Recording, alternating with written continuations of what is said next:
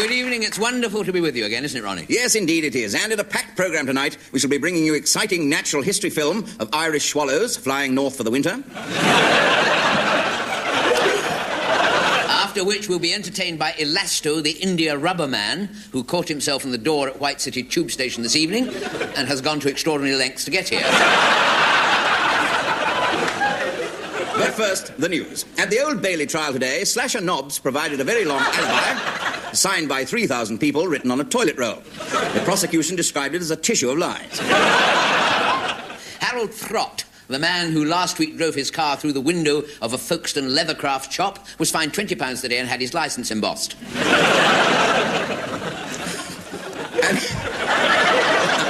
An extraordinary general meeting of Equity, the Actors' Union, was today attended by 300 fully paid-up members and 450 fully made-up members. The Post Office has announced that last year they received over 5 million complaints by letter and phone, and as a result made a large profit.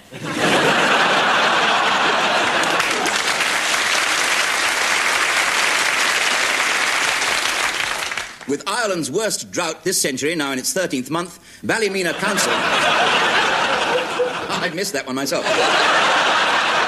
Ballymena Council announced tonight that there'll be a rain-making ceremony in the municipal park on Tuesday, or if wet, in the town hall.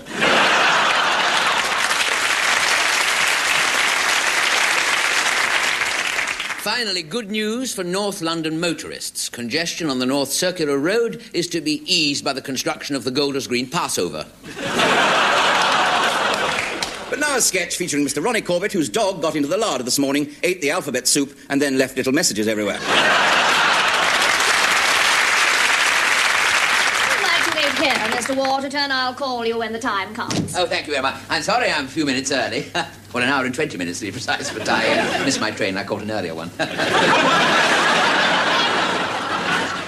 Well, are there going to be a lot... how many people will you be...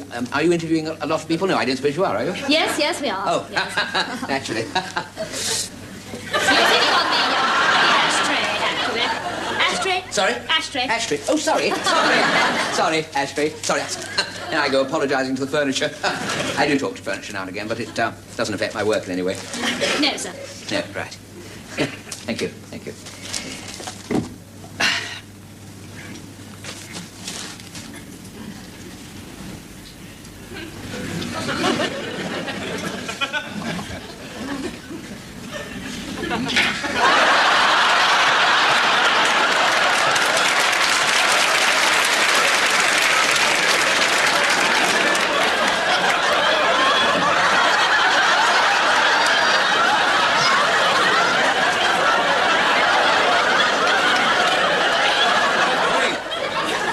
Morning. Lovely, isn't it? Yes, it's very nice indeed. It's very nice. Yes, absolutely lovely morning.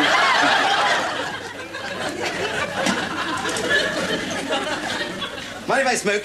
No, not at all. You don't know.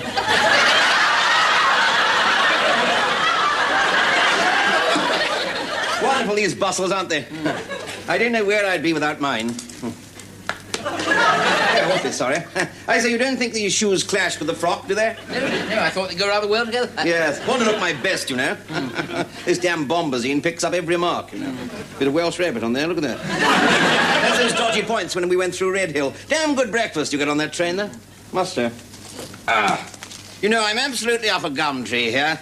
Look at this, 2 syllables. There are hms at the bottom of our garden. Begins with F.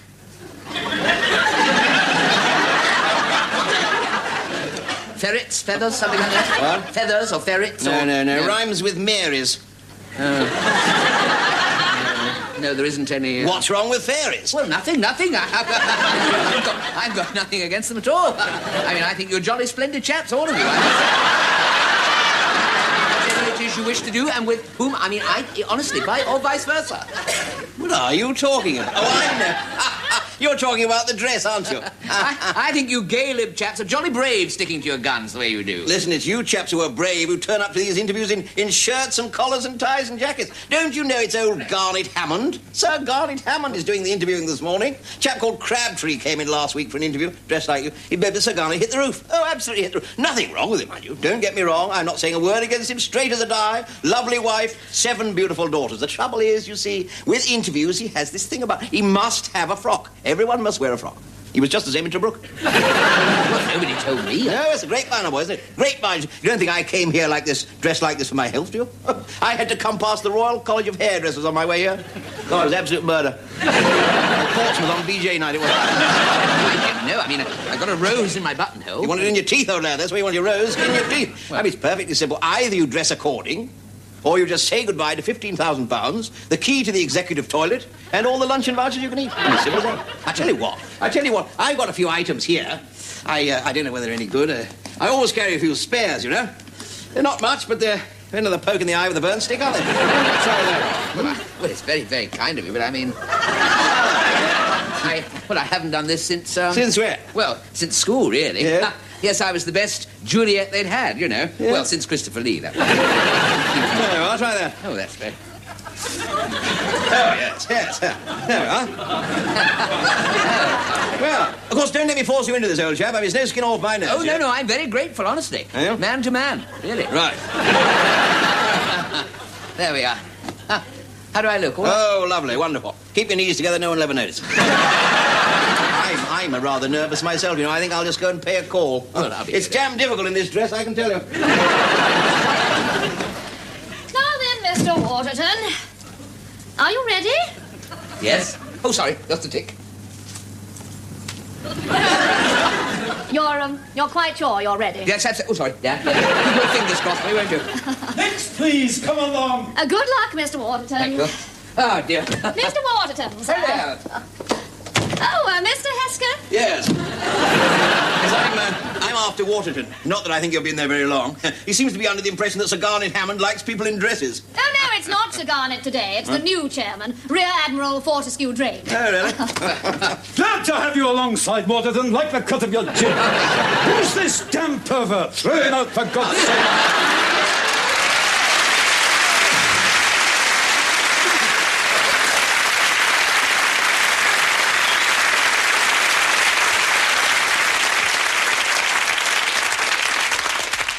Greetings, all strength to your bundlings, and may your furgling be ever fruitful. Good evening.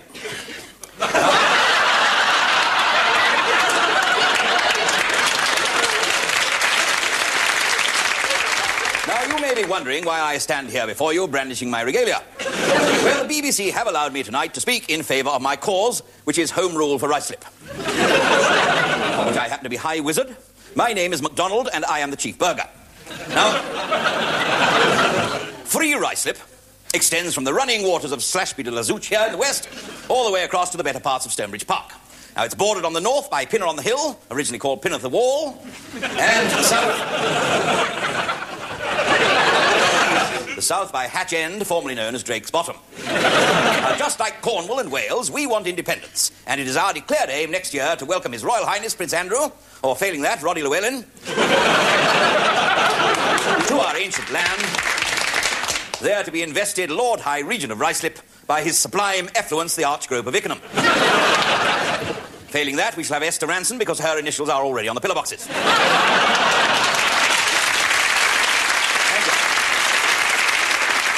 my first duty as Chief Burger of Ruislip will be to sound the 2 frugal horns which summon Parliament, or long thing. Now, with this one...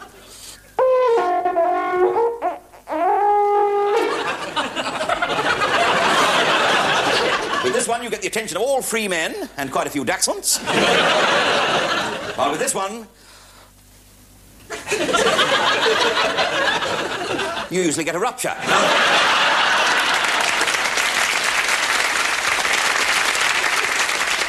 The long thing will establish the frontiers of Ruislip. However, if people do come asking for any sort of political asylum, we shall, of course, continue to direct them to the House of Commons.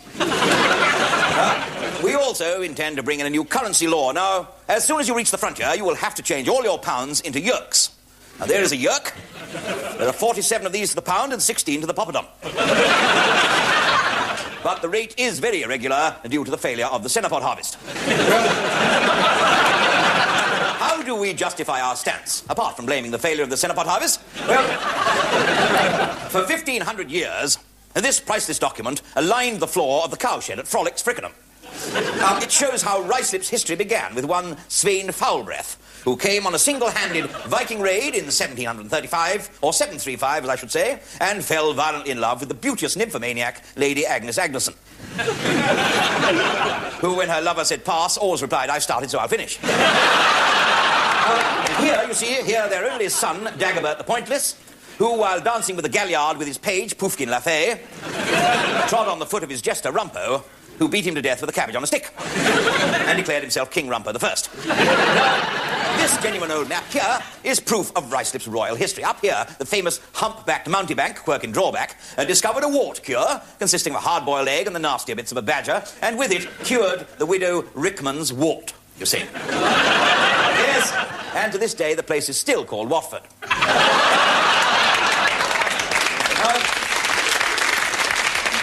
This beautiful contraption here is a very chastity belt worn by Lady Humphrida Gerard.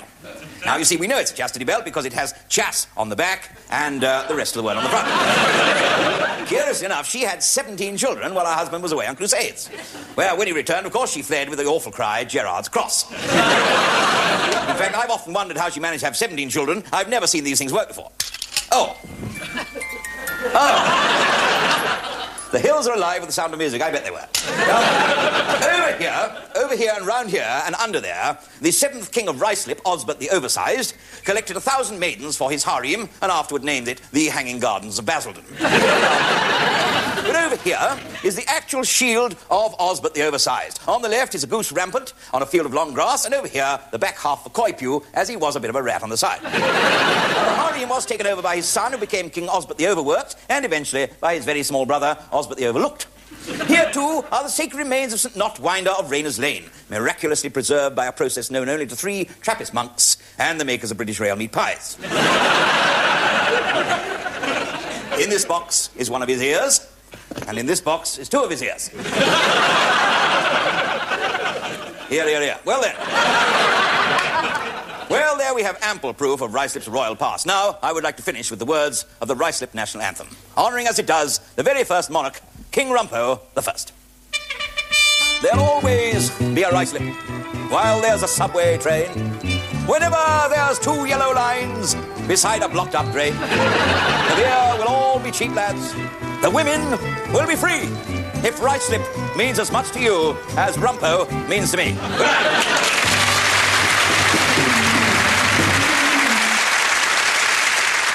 Ladies and gentlemen, the Manhattan Transfer.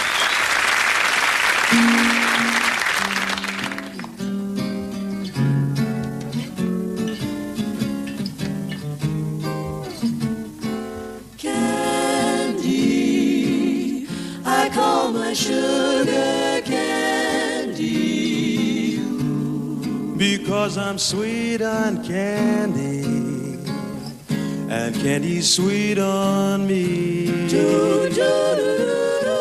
She understands me, my understanding candy, and candy's always handy when I need sympathy.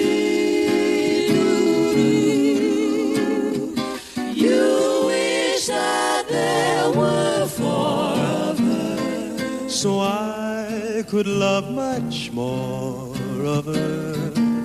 She has taken your complete heart, got a sweet tooth for my sweetheart. Ooh, candy, it's gonna be just dandy the day I take my candy and make her mine, oh mine. Candy, I call my sugar candy, because I'm sweet, so sweet on candy, and candy sweet on me.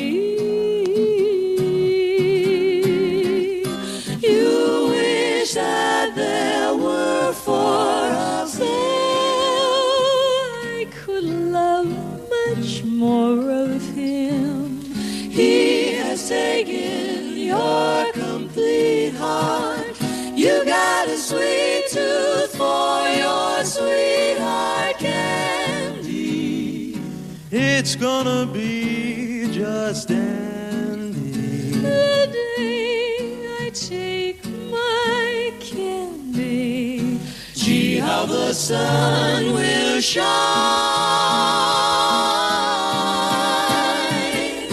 on the day my candy, on the day my candy, on the day my candy is mine.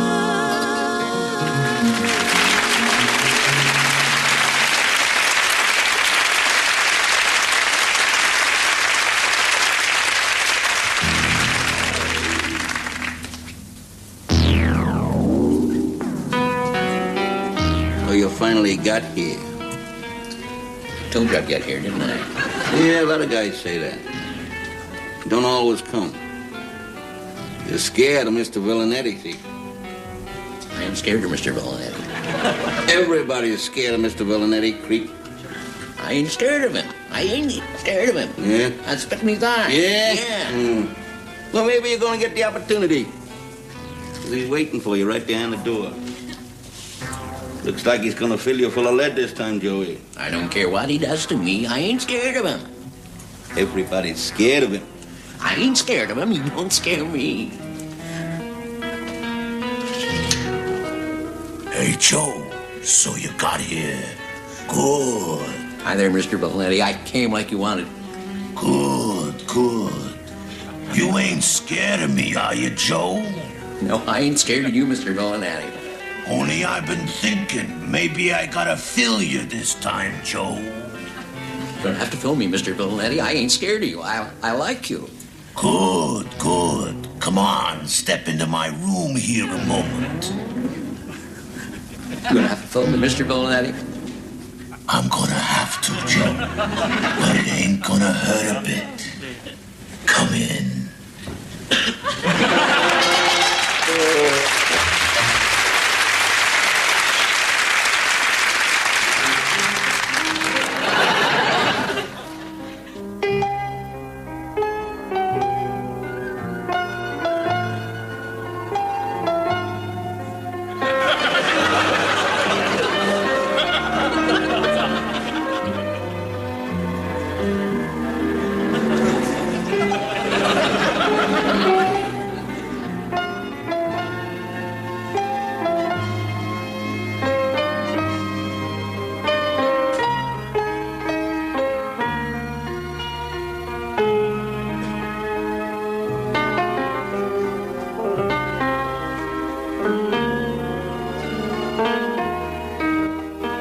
Mon chéri, ça fait 3 jours que tu n'es pas. Je te veux, je te désire passionnément, avec tout mon cœur. Si. Mais où est ton mari? Il est parti pour toute la journée, heureusement. Ah, c'est bien. Ce que je ne veux pas, que cet énorme porc nous surprenne. Bien sûr, mon amour. M'aimes-tu vraiment? Sûr que je t'aime avec chaque partie de mon être. Mon corps est à toi, mon amour. À toi. Prends-le. Tu es fantastique.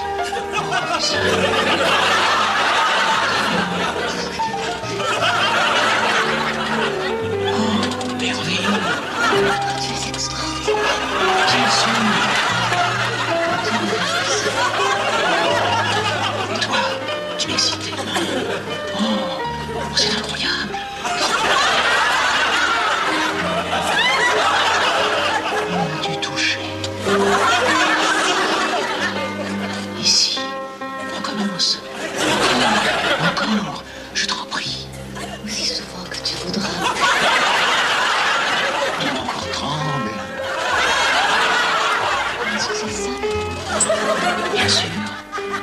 que je serais dans ce lit si je ne t'avais pas. Tu sais que je t'aime. S'il te plaît. Qu'est-ce qu'il y a? Doucement. Lisette, qu'est-ce que tu fais? Oh, je vous ai attrapé. Je vais te tuer. Te tuer. Hein? Oh. Maurice, qu'est-ce que je peux dire? Je suis si seule, c'est tout. Je pense que je ferais mieux de m'en aller. Je suis vraiment navré d'avoir profité de la situation, monsieur. Je regrette ces situations plus que je ne peux. Pardonnez-moi. Pardonnez. Si jamais je t'attrape encore avec ma femme, je te promets de t'étrangler de mes propres mains, tu comprends? Je ne veux plus jamais voir ton visage. Allez, dors. Maintenant, à nous deux, ma chérie, je vais te donner une fessée dont tu te souviendras toute ta vie. Je t'en prie, ne me bats pas. Fais-moi l'amour. Tu ne peux pas me résister. Et je me sens si passionnée. Viens, je vais t'enchanter, mon petit cœur adoré. Est-ce que tu me battrais vraiment, mon chéri? Je me battrai. Mais si je le fais, ça va sûrement se transformer très vite en scénario. Tu sais que je ne peux pas te résister. Je sais. Tu vois, je suis déjà tout excité. Oh, ton corps. C'est irrésistible. Je sais. Bon, allez, passe-moi là-dessus, viens. Je suis puissant. Tu vas te fatiguer si tu veux. Ça suit bien. Hein? Le lit s'est cassé? Ne t'inquiète pas. C'est aussi bon par terre. Ah oui, t'as raison. Pourquoi n'avons-nous pas essayé ça avant? J'ai essayé.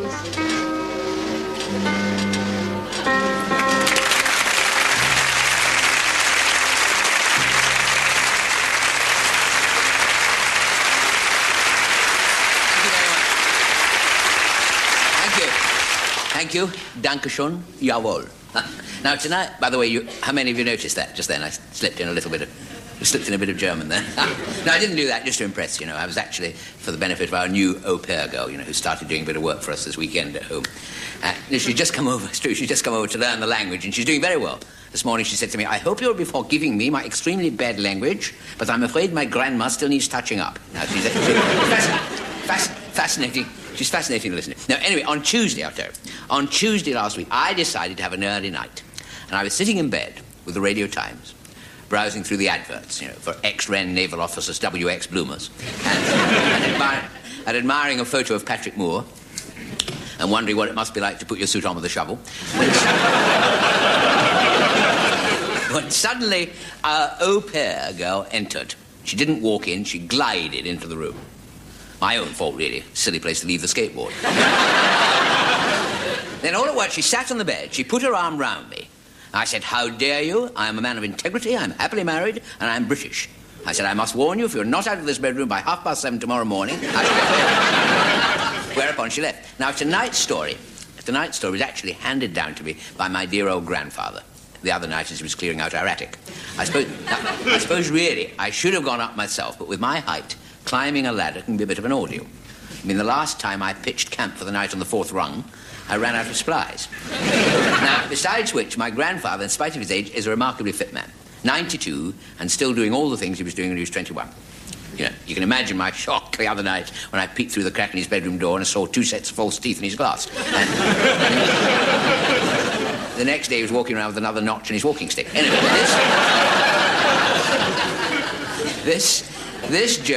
this joke was contained in an old scrapbook he came across in the attic. It was a scrapbook, actually, of all the ecstatic rave reviews of my past performances. I let go of it at one point and it nearly floated out the window. Now, looking through it, brought back lots of happy memories because I had some very strange jobs back in the old days, you know. I joined very early on a travelling sideshow with the fattest man in the world, you know. A bit tragic, actually. His tummy came right out to here. In the end, he died of curiosity. Anyway... Now, I must get on with this joke, because let's be honest, I'm feeling a little bit groggy tonight. I had a tooth out earlier on in the week. It started aching on Wednesday night as I was watching the late-night film, you know, about Ivan the Terrible, and his wife Blodwyn the extremely disappointed. It was still plaguing me this morning at rehearsal, so I thought, it's no use, I'll have to have it out. So I went along to the BBC emergency dental service there. No appointment necessary. You just go up to one of the scene boys and tell them to get a move on, and that's the end of it. So, on with the joke, which concerns these two rugby players who are both spending the summer holidays at Scarborough for a bet. And one day, for a bit of a thrill, they decide to go to the local fairground. When they get there, one of the rugby players turned to the other one. He said, Rodney, he said. Rodney, love.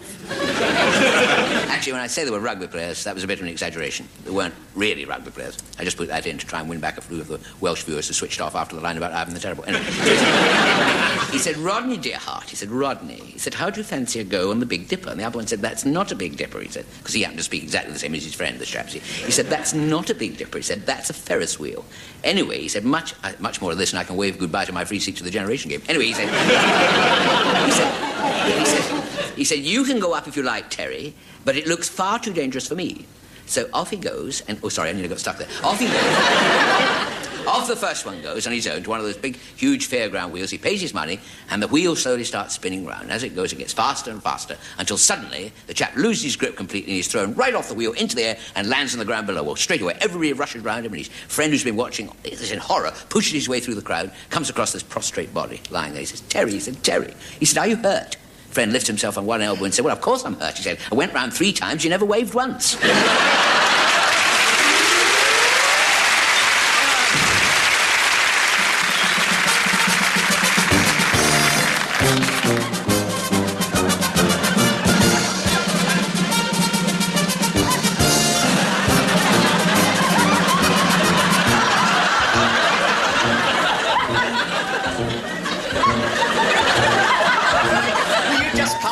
Outdoor sports for healthy limbs and healthy thoughts. Put on your pumps and a pair of shorts, get out and give your muscle the works. It's 10 to 1, you'll find us where there's action in the open air. We're very well known as the bouncing pair of physical jokes.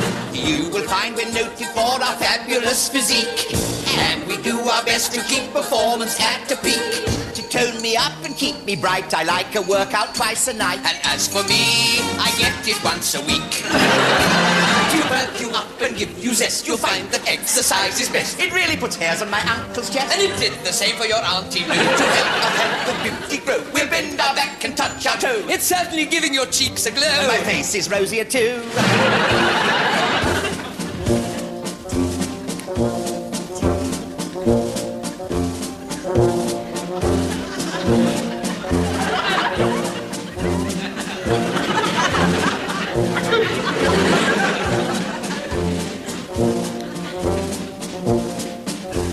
Working with the dumbbells, ladies please beware. Many a thing can befall you when you wave them in the air. They're nice little kits for improving the bits that gentlemen like to see. But not if you just get a rather large bust and an arm like a chimpanzee. Colonel Chumley, watching us put the shot, said, how comely, what a finesse you've got. I thought he might pop the question, but instead he made a suggestion. So I mentioned with grace an alternative place that Colonel could put the shot. I once knew a fellow with muscles who'd lift the best part of a ton. He was picking up weights for a living and middle-aged blondes for fun. One day in a competition, he attempted to pick up a bus. There were tears in his eyes as he took first prize, £7 and a second-hand truss. Working with skittles, you need the knack, so practice for a spell. Elizabeth got in the Indian club because of a Mr. Patel.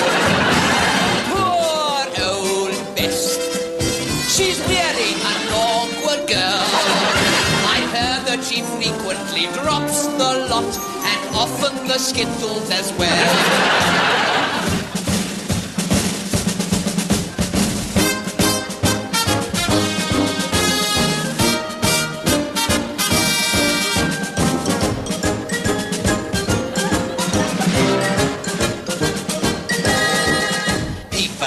For advice, how to keep the figure nice, and we've got a splendid scheme to help you slim. You can shed that surplus fat, just get flat upon the mat, and have an hour or two of good old gym. Gym will give you gusto. Gym will make you kick. And the minutes as they fly will put a twinkle in your eye when an hour or two of gym has done the trick.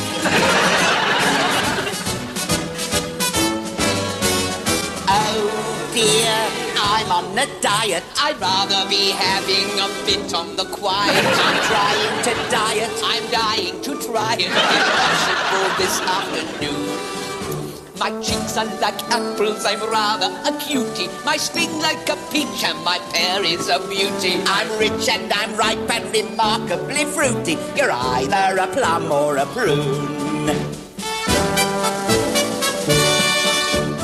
Oh dear, what can the matter be? Fellas, don't follow me, chat up or flatter me. I'm just a gal with a fatter anatomy since I've been having me chips. I'm fond of potatoes, I'm terribly naughty. Me 90's a whitey instead of a shorty. I'm flirty and 30. I thought you were 40. That's only my bust and my hips.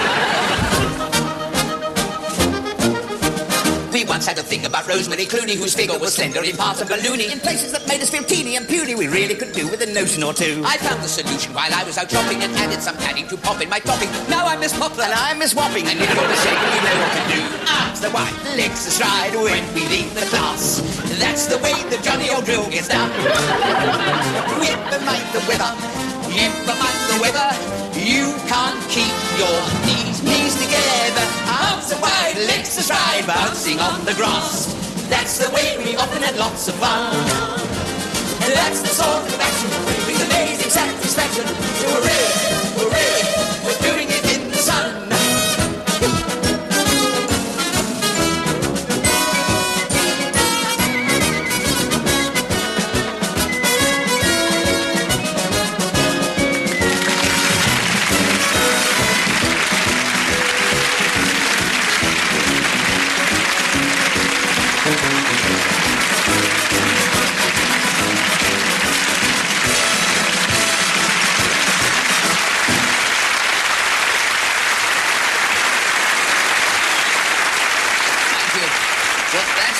About time for tonight, but here are a few items of late news. Tonight's big theatrical award, Most Promising Actress of the Year, went to Deirdre Wallop. However, she was disqualified after it was discovered that she'd promised everybody on the jury.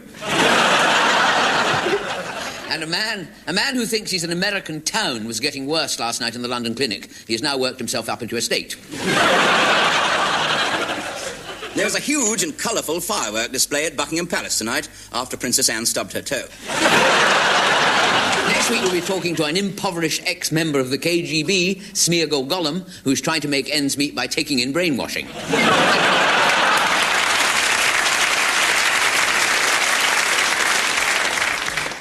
And we'll meet the embarrassed Scotsman who muddled up a bag of flour and a bag of starch and finished up with a very stiff haggis and a self-raising kilt. Until then, it's good night from me. And it's good night from him. Good night.